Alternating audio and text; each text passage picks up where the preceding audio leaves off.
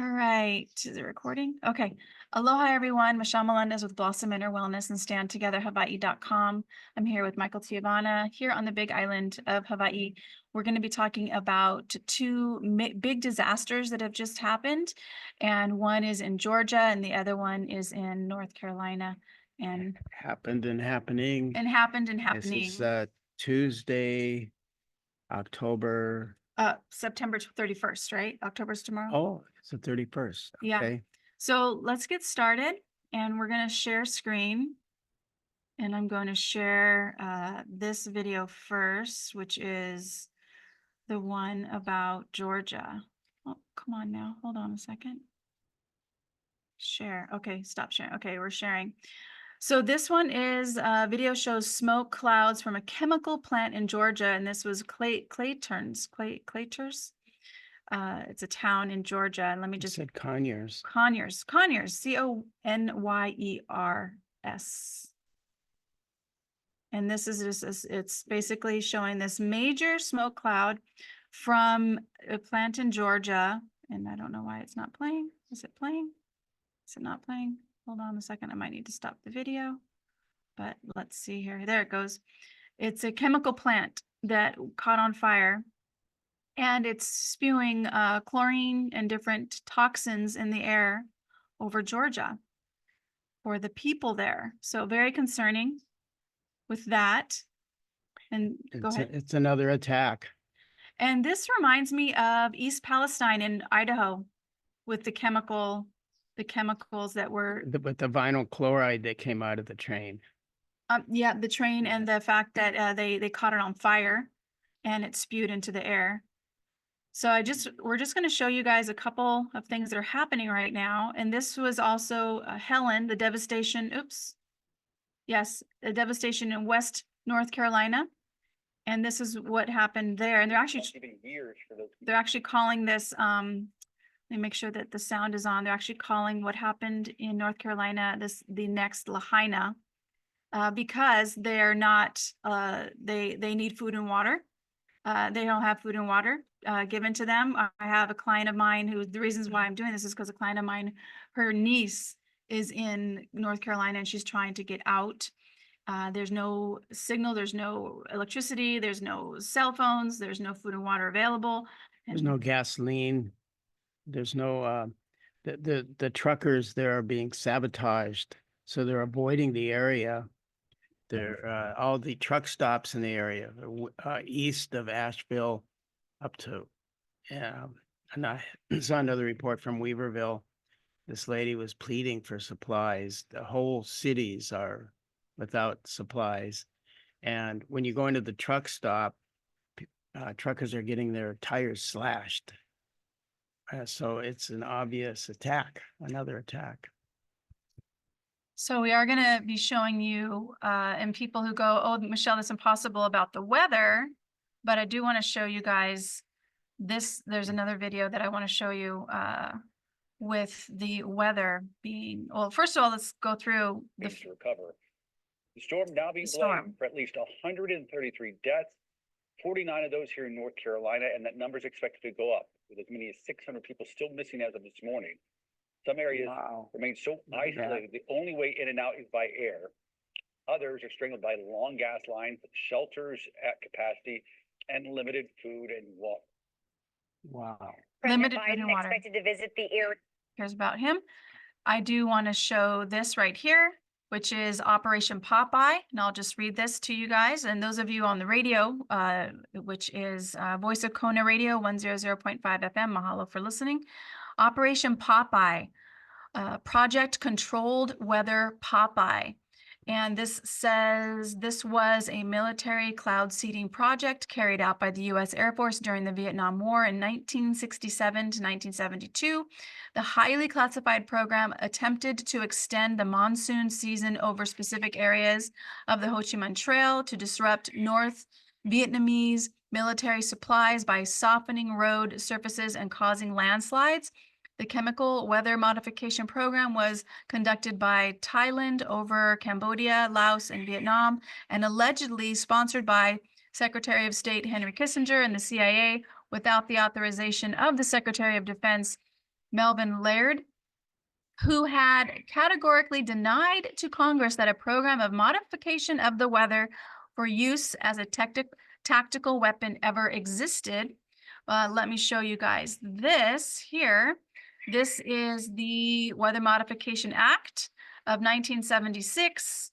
This is 3383, passed the House by a vote of 292 to 91 and passed the Senate by a voice vote. And this bill is a review and analysis of research efforts and needs in weather modification technology, an asset of potential economic importance of legal, social, ecological implications of expanded weather modification activities, and so forth and so on. You can find this link at the Library Museum, the Ford Library Museum, but you can also find it at Stand Together Hawaii. Click on Maui fires, go to weather modification, and you can click on all of these links to learn more about how the weather is being manipulated and has been manipulated since the 60s, if not earlier. I do want to share, and then Michael, I want to get your opinion on this. There's 2 patents for weather modification, method of apparatus for altering regions of the Earth's atmosphere, and the patent number 4686605. And here's another patent, weather modification method. To present invention provides a method for producing rain or snow for natural atmospheric clouds. And this patent is 3613992. And then thanks to Michael, who, here is a weather modification company is Weather Modification Inc. The wide ranges of services provide knowledge, data, equipment, and capability at any phase in your project. We can also tailor a program to meet your specific objectives and manage it from beginning to end, from weather modification. And then the last thing I'm going to share, and I want to get your opinion. This is Michael told me about Dane Wigington, who's amazing. Here's what he has to share about the Hurricane Helene. Helene's path and behavior just the result of natural processes and climate patterns, or was it manipulated? The circular blue flashes seen in this video are frequency transmissions from the NexRad network of transmitter installations. All available science. So evidence. can you explain a little bit more, Michael? What are those blue clouds looking things? Basically Doppler radar used to project electricity into the air. It picks up on the shaft that's put in the air by the chemtrails, and so that gives you a greater ability to manipulate the weather, and you can steer this hurricane. Now watch this, you guys. So this is the pattern of the hurricane. It's clear that atmospheric frequency transmissions can and do have a repelling effect on air masses, especially if and when the air masses have been. Go ahead. You were going to say something? Well, yeah, as soon as he was going to get to the end of his sentence, but you can see this is to the west, and so it's creating it's steering it to go straight north, and then you'll see it. These little circles will come up on the east, and it'll make it stall, which has caused all the flooding there in North Carolina. Let's watch it. Seeded with electrically conductive nanoparticles. The brighter the blue flash from a frequency transmission installation, the more pronounced and powerful the repelling effect on any air mass or storm in the vicinity will be. Whoops. Oh, so right here. Right here. So now the little blue circles come up to the east of the storm, which locks it into that position, and that's where it dumped all its rain, causing massive flooding. Will be. Where there are no blue flashes, there is no transmission, thus no repelling effect, thus no resistance for a migrating storm. Translation: a migrating storm will be hindered from moving toward frequency transmissions and will easily migrate in a direction with no transmissions. So again, I ask, was Hurricane Helene's path and behavior just an act of nature, or was it engineered? You decide. Very interesting. So what does this all mean? It means that another way that we're under attack. And, and, just be aware of these things. You could see Helene, develop in very short period of time, which is a symptom of HARP. And, they can manipulate the weather by raising and lowering certain segments of a storm, throw in some high pressure, dump it, more high pressure over here, dump it. And they're massaging, or like, it's like kneading bread, and they're creating this turbo storm overnight. That's what happened again. So it's been happening. Could happen again this season too. So this is not to instill fear. This is to instill awareness. Get out of harm's way. Get out of harm's way and be prepared, which means it's not a bad idea to have a bag in your car. I actually have a bag, an emergency bag in my car that has snacks, water, change of clothes, shoes, toilet paper, just things like that. So that's actually a good idea because we don't know where the next attack. I mean, it was in Lahaina. There's I have a friend talking about Kona and Elite Drive and different places, but it's just really important for us all just to be aware of what the heck is going on. Any last things you want to share?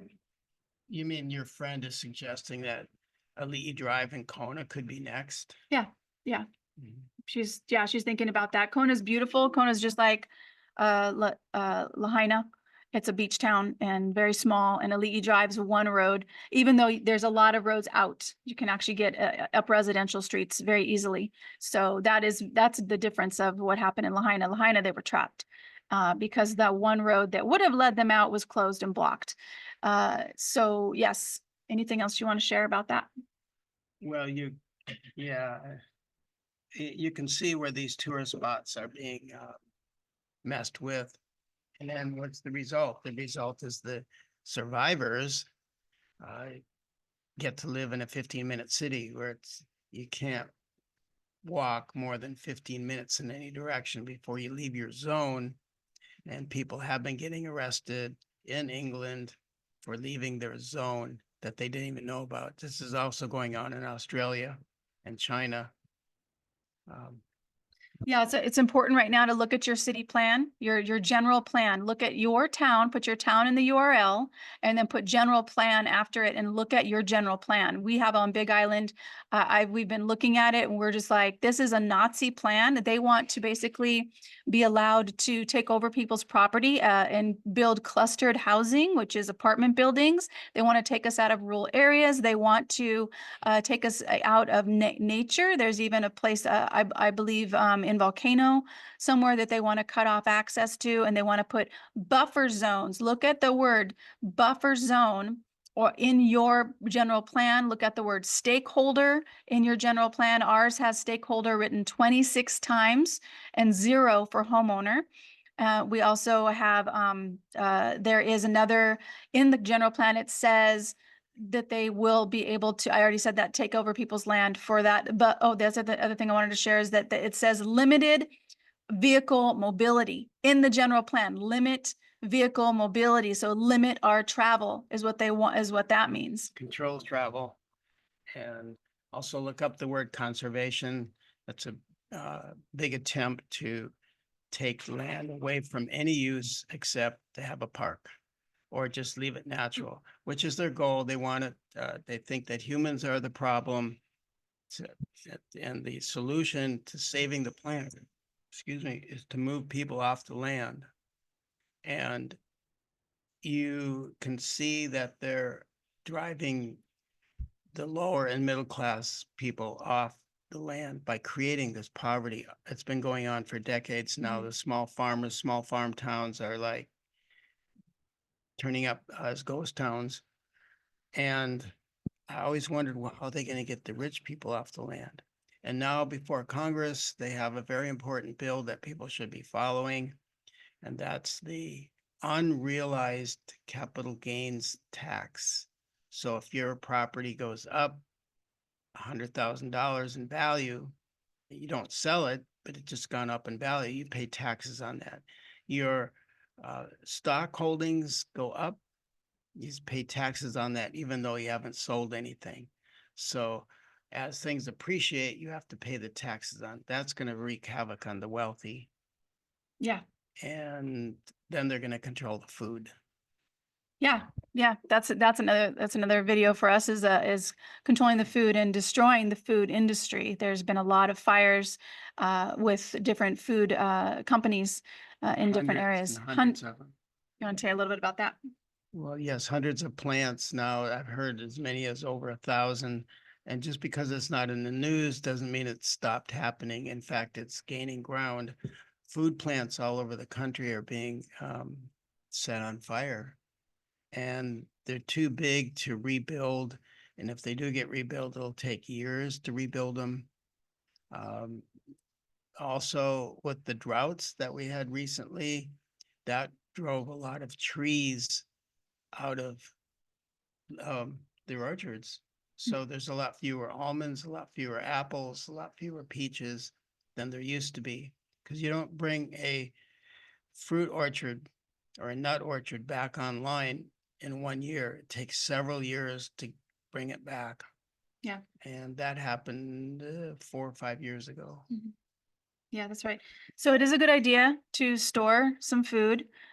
Beans and rice are really very, very storable, and but very much highly recommend that. And I also love quinoa; that's my favorite. But also see if you can start growing your own food. So what are some things that people might be able to grow easily? And I know it depends on the area. Here in Hawaii, we can grow mung beans really well, pigeon peas really well. We can grow, what's the one they make hummus out of? Oh, chickpea. Chickpeas really well. It's a little harder to find a climate here in Hawaii for growing general grains, but you can do that over in Waimea. You can grow grains, you can grow quinoa, wheat, rye, just fields of it. So in your own area, I would highly recommend seeing what grows well in your area, and see, if you have a garage or something like that, you can start, doing a raised bed or something that's more controllable and out of the weather. That would be a good idea. So also getting in touch in a new relationship or stronger relationship with your higher power, because this is a spiritual war. We all know this, you guys. We all came here for a reason. This is not by accident. We don't stay here for very long. This is a game we came to play. So it is not going to be easy. It's not meant to be easy, but there is a war between the evil empire, which is Satan, and whatever you want to call him, and God, or source of love, or her. I call God the infinite creator of all things. It's actually a consciousness. It's actually a consciousness. So it's in everywhere, but and there are angels and guides that help us all the time, but they can only help if we ask. They don't just come up and help us without us asking, because we have free will. We get to choose good or evil. That's what our choice is. So you have to ask for help. We get to ask for help, and we're going to do that now. Any last things you want to share? No, except pray for peace. Pray for peace. All right, let's do that. Infinite creator of all things. Ooh, we are in it right now. And Great Spirit, infinite intelligence, we just ask that you just be with all of the people in North Carolina and in Georgia, and that miracles happen all of the time, and that those people have what they need. They get the water and they get the supplies in whatever way is possible for them to survive this devastation, Great Spirit. And we just know that through your miracle, you're the one who created this planet. You're the one who's beating our hearts and breathing our bodies. And Great Spirit, we know that anything can happen, that the air can be all of a sudden, just with a thought of you, Great Spirit, it can be cleaned in a moment, Great Spirit. We just ask that happen now. We give so much gratitude for all of the light workers, for all of those people who are in those areas trying to help and support, who are on the front lines, who are doing whatever it takes to support another human life.